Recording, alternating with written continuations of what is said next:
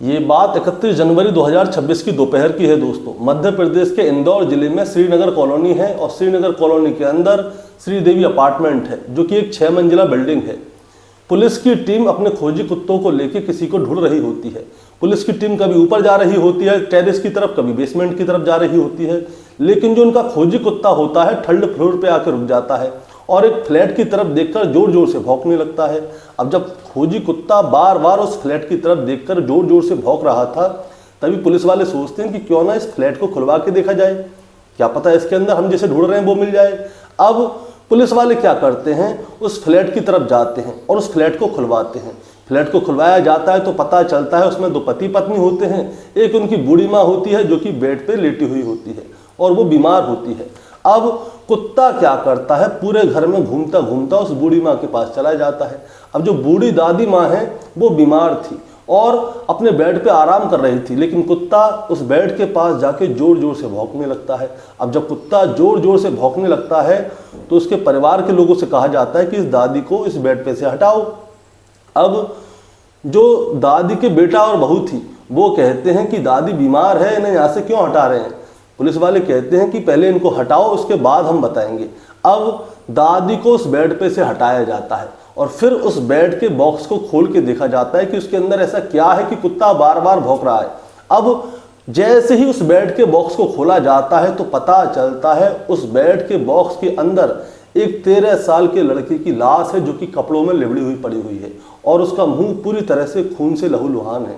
अब जैसे ही इस 13 साल के लड़के की लाश इस बेड में से बाहर निकलती है तो इंदौर में ये एक चर्चा का विषय बन जाता है कि एक घर के अंदर एक बेड बॉक्स के अंदर जिसके ऊपर एक बूढ़ी दादी सो रही थी, आराम कर रही थी, उस बेड के अंदर से एक 13 साल के लड़के की लाश निकली है।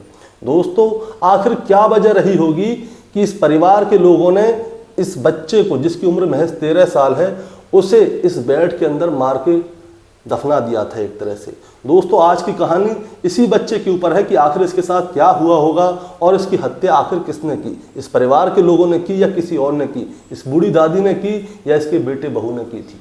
दोस्तों, कहानी शुरू करूंगा उससे पहले मैं बस आपसे यही कहना चाहूँगा कि अगर आप मेरे चैनल पर नए हैं तो चैनल को जल्दी से सब्सक्राइब कर दीजिएगा ताकि रोजाना रात को 8 बजे मैं आपके लिए एक सच्ची घटना की कहानी लेकर आ सकूँ।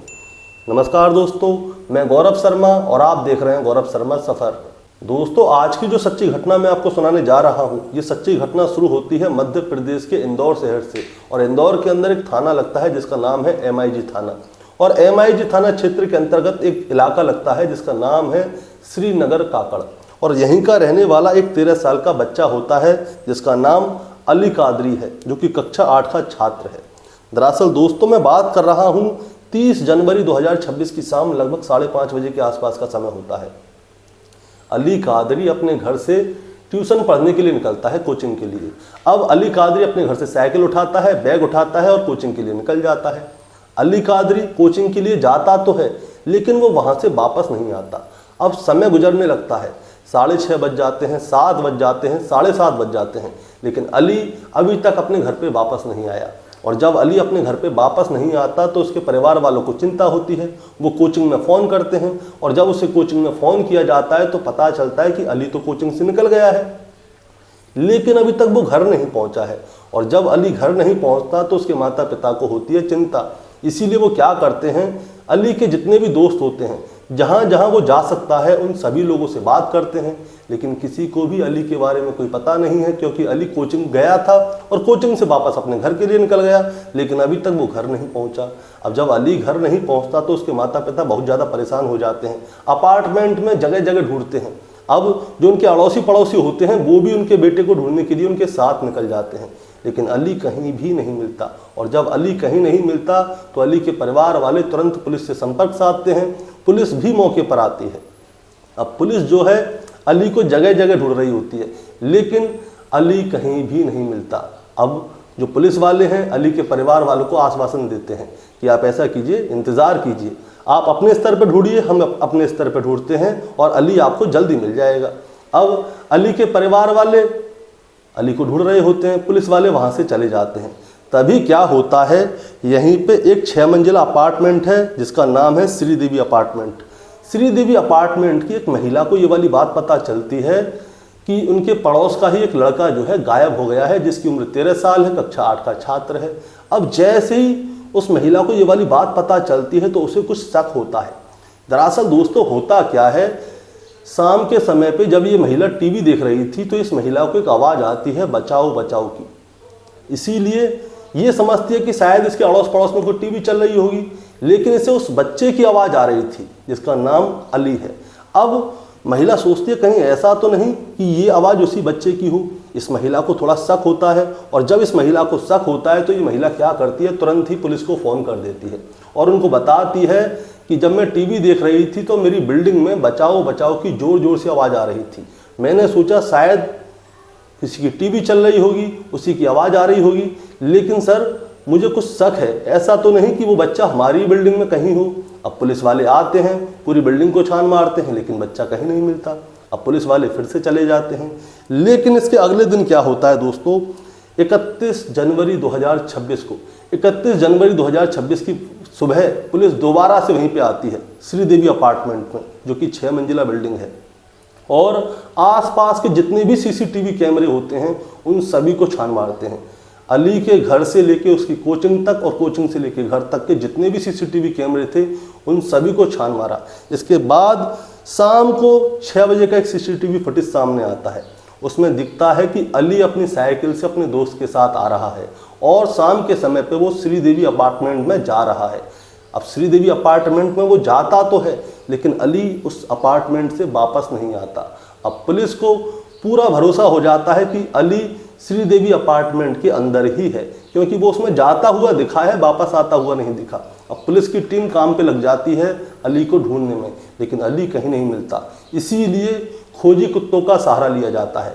अब खोजी कुत्तों का जब सहारा लिया जाता है तो बिल्डिंग के बेसमेंट से लेके बिल्डिंग के टेरेस तक एक एक जगह को उस कुत्ते से सुंघाया जाता है। अब वो खोजी कुत्ता क्या है, बेसमेंट में जब सूंघता हुआ डोल रहा होता है तभी उस खोजी कुत्ते को एक बैग मिलता है और कुछ किताबें बिखरी हुई मिलती हैं। उस बैग को कलेक्ट किया जाता है, किताबों को कलेक्ट किया जाता है और अली के माता पिता को दिखाया जाता है कि ये आप ही के बच्चे की हैं। अब जैसे ही बैग और किताब सामने आती हैं तो अली के माता पिता कहते हैं कि हाँ, ये हमारे बेटे अली की ही हैं।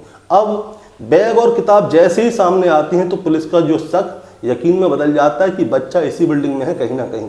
इसीलिए क्या होता है, पुलिस की टीम जो है उस बच्चे को ढूंढने के लिए अपार्टमेंट में बेसमेंट से लेकर टेरेस तक बार बार जा रही होती है। और जब पुलिस की टीम टेरेस पर जाती है तो वहाँ पे उन्हें खून के निशान मिलते हैं और एक जैकेट मिलती है जो कि खून से रंग रही होती है। अब उस जैकेट को जैसे ही कलेक्ट किया जाता है, अली के माता पिता को दिखाया जाता है कि क्या ये जैकेट आप ही के बेटे की है। तो वो देखते हैं कि हाँ, ये हमारे बेटे की ही है और वो खून से रंगी हुई थी। जैसे वो लोग ये चीज़ देखते हैं कि उनके बेटे की जैकेट खून से रंगी हुई है और उनके बेटे का बैग और किताब नीचे बिखरी हुई पड़ी हुई हैं, तो उन्हें संदेह होने लगता है कि कहीं उनके बच्चे के साथ कुछ गलत तो नहीं हुआ। उनकी आंखों में आंसू आ जाते हैं, वो घबरा जाते हैं कि आखिर उनका बच्चा गया तो गया कहाँ। दोस्तों, जिस समय पे पुलिस की टीम खोजी कुत्ते के साथ और अलग अलग जो पुलिस वाले थे अली को ढूंढ रहे थे, तो वहाँ पे क्या है, बिल्डिंग के बहुत सारे लोग भी उनका साथ दे रहे थे। अब वहाँ पे एक लड़का होता है जिसकी उम्र होती है 21 साल के आसपास, नाम होता है रेहान। रेहान भी पुलिस वालों के साथ में वहीं पे घूम रहा था और जो जो चीज़ के बारे में पुलिस वाले जानकारी लेना चाहते थे तो रेहान उनको जानकारी देता था। तभी पुलिस वाले देखते हैं कि रेहान के गले पे और हाथ पे खुसट के निशान है। ऐसा लगता है कि किसी ने घसीटा है, खुरचा है इसके शरीर को।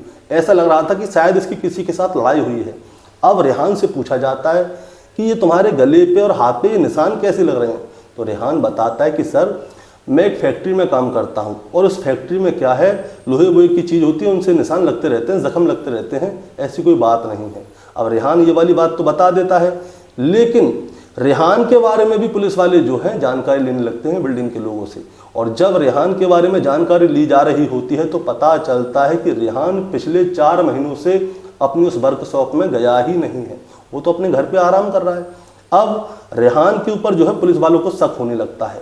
इसके बाद खोजी कुत्ते को लेकर जब बिल्डिंग में घूम रहे होते हैं तो तीसरे फ्लोर पे खोजी कुत्ता क्या है, बार बार भौंक रहा था और तीसरे फ्लोर पे ही रेहान का घर था। यानी कि जो रेहान का फ्लैट है वो तीसरे फ्लोर पे है और रेहान के ऊपर शक भी है। इसके बाद पुलिस वाले रेहान से पूछते हैं कि तुम्हारा फ्लैट कौन सा है। तो वो बताता है सामने वाला, वो कहता है कि चलो, पुलिस वाले कहते हैं कि चलो तुम्हारे फ्लैट में देखते हैं। अब रेहान घबरा जाता है, वो कहता है कि सर मेरे फ्लैट में क्या है, मेरे फ्लैट में तो मेरी दादी है, बीमार पड़ी है, वहाँ पे क्यों जा रहे हैं। अब रेहान जो है हक्का बक्का रह रहा था, उसके बोलने की भाषा सब कुछ बदल रही थी। उसे देखकर ऐसा लग रहा था कि जैसे रेहान डर रहा है। अब पुलिस वालों को जो है रेहान के ऊपर डाउट होने लगता है। इसके बाद खोजी कुत्ते को लेकर पुलिस वाले जो है उसके फ्लैट में जाते हैं। दरवाज़ा खुलवाया जाता है। दरवाज़ा खुलवाते हैं तो रेहान के माता पिता घर के अंदर होते हैं। उसकी दादी जो है बेड पे लेटी हुई होती है। अब रेहान के घर को अच्छी तरह से देखा जाता है अंदर से। खोजी कुत्ता जोर जोर से भौंक रहा था जिधर दादी लेटी हुई थी। अब पुलिस वाले क्या करते हैं, खोजी कुत्ते को लेकर दादी की तरफ ही जाते हैं। दादी बेचारी बूढ़ी थी, बीमार थी। अब कुत्ता जोर जोर से दादी के ऊपर भौंक रहा है। अब पुलिस वाले भी कहते हैं कि यार दादी के ऊपर क्यों भौंक रहा है। अब वो कहते हैं कि ऐसा है दादी, आप इधर से हट जाइए, हमें देखना है यहाँ पे ऐसी क्या चीज़ है कि कुत्ता भौंक रहा है इधर की साइड। दादी बेचारी बूढ़ी होती है, वो कहती है बेटा मैं कहाँ जाऊँगी। पुलिस वाले कहते हैं दादी आप ऐसा है हट जाइए। अब दादी को जब वहाँ से हटा रहे होते हैं तो रेहान उनको रोक रहा होता है, उसके माता पिता भी रोक रहे होते हैं, लेकिन पुलिस वाले मानते नहीं हैं। वो कहते हैं कि दादी को यहाँ से हटाओ, हमें देखना है यहाँ पे क्या है। अब जैसे तैसे करके बूढ़ी दादी को वहाँ से हटाया जाता है और जब कुत्ता आगे की तरफ जाता है, दादी वहाँ से खिसक जाती है तो कुत्ता उसी दिशा में भौंक रहा था जिधर दादी लेटी हुई थी। इसका मतलब ये है कि कुत्ता जो है दादी पे नहीं भौंक रहा। पुलिस वालों को और कंफर्म होने लगता है। इसके बाद कुत्ता जो है जिस बेड के ऊपर दादी लेटी हुई थी उस बेड को सूंघ रहा है बार बार। अब जब कुत्ता उस बेड को बार बार सूंघ रहा था तो पुलिस वाले क्या करते हैं, कहते हैं कि इस बेड को खोलो, इस बेड के अंदर क्या है। तो वो कहते हैं कि हमारा पुराना सामान पड़ा हुआ है ज़रूरत का, इस बेड के अंदर तो कुछ नहीं है। पुलिस वाले कहते हैं कि इस बेड को खोलो। अब उस बेड को खोल के देखा जाता है, उसके अंदर कपड़े भरे हुए थे। अब कपड़ों को हटा के देखा जाता है और जैसे ही कपड़ों को हटा के देखा जाता है तभी पुलिस वालों के हाथ में अली का हाथ आ जाता है। अली की लाश जो है उस बेड के अंदर थी। उसका चेहरा खून से लाल हो रहा था और वो मरा हुआ था। अब जैसे ही अली की लाश उस बेड के अंदर से निकलती है तो पुलिस वाले क्या है उस लाश को बाहर निकालते हैं और अब सामने खड़ा हुआ था रेहान, उसके माता और उसके पिता और उसकी दादी लेटी हुई थी। अब उनसे पूछा जाता है कि अब ये बताओ इस बच्चे की लाश तुम्हारे बेड के अंदर कैसे आई। और जैसे ही ये वाली खबर बाहर जाती है कि रेहान के घर के अंदर उसी 13 साल के बच्चे अली की लाश पाई है जिसे पुलिस ढूंढ रही थी, तो जितने भी आसपास का इलाका था वहाँ पे सभी लोग सोचने पर मजबूर हो जाते हैं कि वो कहते हैं कि 13 साल के बच्चे की लाश पाई है, उसे किसने मारा है। रेहान ने मारा है, उसके माता पिता ने मारा है, किसने मारा है। अब इसके बाद रेहान को गिरफ्तार कर लिया जाता है, उसकी माता पिता को भी गिरफ्तार कर लिया जाता है क्योंकि लाश उनके घर में पाई है। दादी बूढ़ी थी इसलिए उसको वहाँ पे लिटा दिया जाता है, बीमार दादी थी। अब इन लोगों से पूछा जाता है कि बताओ किसने इसकी हत्या की थी। और जब इन लोगों से पूछा जाता है और सख्ती बरती जाती है तब जाके रेहान कहता है कि साहब मैंने ही अली की हत्या की है। अब जैसे ही रेहान कबूलता है ये वाली बात तो उससे पूछा जाता है कि तुमने अली की हत्या क्यों की और कैसे की, वजह क्या थी तुम्हारी, इसकी बात बताओ। तो रेहान बताता है कि मेरे साथ में मेरा एक भतीजा भी था जिसकी उम्र महज 15 साल है और वो नाबालिग है। अब उस भतीजे का नाम जैसे ही सामने आता है तो पुलिस वाले उस भतीजे को भी गिरफ्तार करवाते हैं। अब भतीजे की जब जानकारी ली जाती है तो पता चलता है कि भतीजा तो 30 तारीख को उस बिल्डिंग के आसपास कहीं पे आया ही नहीं था। इसका मतलब ये है कि रेहान झूठ बोल रहा है। अब ये जानकारी ली जाती है कि भतीजे का नाम क्यों लिया है तो पता चलता है कि रेहान का जो है अपने उस 15 साल के भतीजे से कोई विवाद था, इसकी वजह से उसको फंसाने के लिए रेहान ने उसका नाम लिया था, लेकिन वो बेगुनाह था इसलिए उस लड़के को छोड़ दिया जाता है। और फिर रेहान के साथ में थोड़ी बहुत सख्ती बरती जाती है और जब रेहान के साथ में सख्ती बरती जाती है तो रेहान पूरी कहानी शुरू से लेकर आखिर तक सुनाता है। दोस्तों दरअसल होता क्या है, दरअसल 30 जनवरी 2026 की शाम को 5:30 बजे अली अपने घर से कोचिंग के लिए गया था और कोचिंग से जब वो वापस आ रहा था तो बीच में ही पड़ता है श्रीदेवी अपार्टमेंट। ये 6 मंजिल की बिल्डिंग है। इसके चौथे फ्लोर पे अली का एक दोस्त रहता है जिसका नाम होता है आहान। तो अली क्या करता है, आहान से मिलने के लिए चौथी मंजिल पे गया था, लेकिन आहान अपने घर पे नहीं था उस समय पे। और जब आहान अपने घर पे नहीं था तो अली क्या करता है, वापस अपने घर पे जाने लगता है। अब जब वो वापस जा रहा तो रास्ते में उसे रेहान मिल जाता है 3री मंजिल पे। और रेहान जब उसे मिलता है तो रेहान उससे कहता है कि अली मेरे पास पतंग का मंजा है, यानी कि पतंग का धागा है, अगर तुम्हें चाहिए तो बोलो। अली कहता है हाँ भैया मेरे को तो चाहिए। तो वो कहता है कि ऐसा छत पे पड़ा हुआ है तो मैं छत पे दे दूंगा। अब इसके बाद रेहान उस 13 साल के बच्चे को अपने साथ ले जाता है छत पे, और जब उसे छत पे ले जाता है तो वहाँ पे कोई भी मंजा नहीं होता। वहाँ पे रेहान के मन में एक शैतान था, वो होता है। रेहान क्या करता है, उस 13 साल के बच्चे के साथ रेप करने की कोशिश करता है, उसके कपड़ों को उतारता है और उसके साथ ज़बरदस्ती करने की कोशिश करता है। और जब वो उसके साथ में ज़बरदस्ती कर रहा था तो उस समय पे वो रेहान जब उसके साथ में ज़बरदस्ती कर रहा था तो अली ज़ोर ज़ोर से चीख रहा था, चिल्ला रहा था, लेकिन उसकी आवाज़ को कोई सुन नहीं रहा था। और जिसने उसकी आवाज़ सुनी तो उसने समझा कि शायद किसी के घर में ज़ोर से टीवी चल रही है, क्योंकि उस महिला ने बताया था कि मैंने आवाज़ सुनी थी, लेकिन मैंने यही समझा कि शायद किसी के घर में ज़ोर से टीवी चल रही है, इसीलिए उस आवाज़ को उन्होंने ध्यान नहीं दिया। अब जो अली है ज़ोर ज़ोर से ऊपर चीख रहा था, चिल्ला रहा था। रेहान उसके साथ में ज़बरदस्ती करने की कोशिश कर रहा था, लेकिन वो उसके साथ ज़बरदस्ती कर नहीं पाता। अब क्या होता है, रेहान को लगता है डर कि कहीं ऐसा ना हो कि अली अपने घर पे जाके मेरे बारे में बता दे और फिर ये अपने घर पे जाके बता देगा तो इसके घर वाले एक्शन लेंगे, पुलिस आएगी, मुझे गिरफ्तार कर लेगी। इसीलिए अली क्या करता है, वहीं पे एक रस्सी पड़ी हुई होती है, रेहान वहीं पे एक रस्सी पड़ी हुई होती है, वो क्या करता है, उस 13 साल के बच्चे के गले में बांधता है उसे और ज़ोर से खींचने लगता है और कई बार खींचता है। रेहान अली को मार नहीं पा रहा था, लेकिन वो कोशिश पूरी करता है, बार बार उसके गले में रस्सी का फंदा डालता है, फिर खींचता है। टोटल 8 बार उसने अली के गले में फंदा डाला था और 8वीं बार में अली मर जाता है। और जब अली मर जाता है तो ये क्या करता है, एक ईंट लेता है और उस ईंट से अली के चेहरे पे कई बार वार करता है, इतनी बार करता है कि अली का चेहरा बिगड़ जाए। अब रेहान सोचता है कि मैंने इस बच्चे को मार तो दिया है, अब इसकी बॉडी का करूं तो करूं क्या, इसको ठिकाने कैसे लगाऊं। इसीलिए वो क्या करता है, अपने ताऊ अब्दुल रहमान को फ़ोन करता है और उन्हें बताता है कि ताऊ मेरे हाथों से एक 13 साल के बच्चे का कत्ल हो गया है, मैं उसे मारना नहीं चाहता था लेकिन गलती से मर गया है, अब मैं करूं तो करूं क्या। तो इसका ताऊ अब्दुल रहमान इससे कहता है कि सुन, ये वाली बात अभी तू किसी को मत बताना, मैं आ रहा हूँ, तुझे क्या करना है क्या नहीं करना, जैसे मैं कहूँ वैसे ही तुझे करना है। अब्दुल रहमान सीधा आता है श्रीदेवी अपार्टमेंट में और सीधे टेरेस पे जाता है। वहाँ पे रेहान अली की लाश के बगल में बैठा हुआ होता है। अब्दुल रहमान उसे देखता है कि यार तूने कैसे मार दिया, तो रेहान उसे पूरी बात बताता है। रेहान उससे कहता है कि इसे ठिकाने कैसे लगाएं। वो कहता है कि ऐसा करते हैं, अभी फ़िलहाल में इस लाश को अपने घर में छुपा देते हैं, इसके परिवार वाले इसे ढूंढेंगे, अगर हम इसे अभी कहीं पे लेके जाएंगे तो इसके परिवार वालों ने किसी और ने हमें देख लिया तो हम फंस जाएंगे। अभी इस लाश को अपने घर में छुपा देते हैं, उसके बाद में जैसे ही मामला ठंडा होगा इसकी लाश को कहीं और ठिकाने लगा देंगे। रेहान मान जाता है। इसके बाद ये ताऊ और भतीजा क्या करते हैं, अली की लाश को लेते हैं और चुपचाप घर के अंदर आ जाते हैं। उस समय पे घर में रेहान के माता पिता भी थे, उसकी दादी भी थी। अब ये लोग देखते हैं और कहते हैं कि इस लाश का क्या हुआ, कैसे हुआ।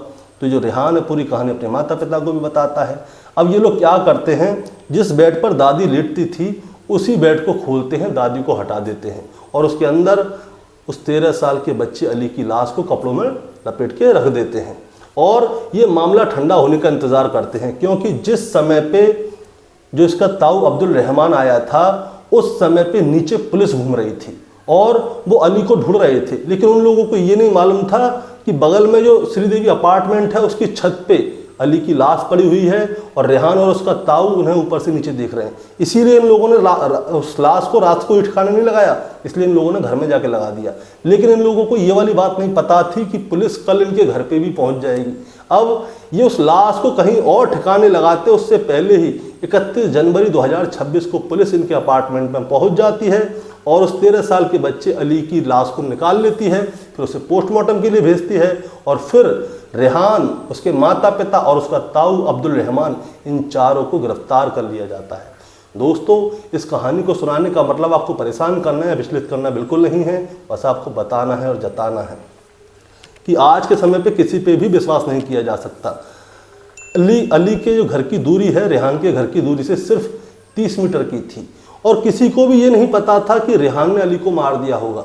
और जब ये वाला बात खुली थी तब भी किसी को ये नहीं पता था कि रेहान ने अली को किस लिए मारा है।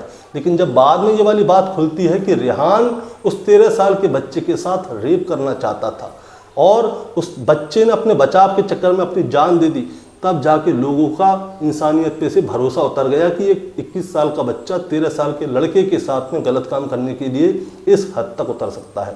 दोस्तों, इसके बाद में जो रेहान है उसके परिवार के बैकग्राउंड के बारे में जानकारी ली तो पता चलता है कि इसका परिवार जो है पहले से ही आपराधिक गतिविधियों में सम्मिलित है। वो नशीले पदार्थों को सप्लाई करते थे और बहुत से जो इनके पड़ोसी हैं उनका कहना यह है कि इनके ऊपर मर्डर वगैरह का चार्ज भी लगा हुआ है। जो इनके पड़ोसी हैं वो लोग बता रहे हैं और अखबारों में ये चीज़ आई है कि ये लोग जो है नशे का सामान सप्लाई करते थे। दोस्तों, आपका क्या कहना है इस कहानी के बारे में, आप जरा हमें कमेंट में बताइएगा। चैनल पे नए हैं तो सब्सक्राइब करके जाइएगा ताकि रोजाना रात को 8 बजे मैं आपके लिए एक सच्ची घटना की कहानी लेकर आ सकूं। नमस्कार।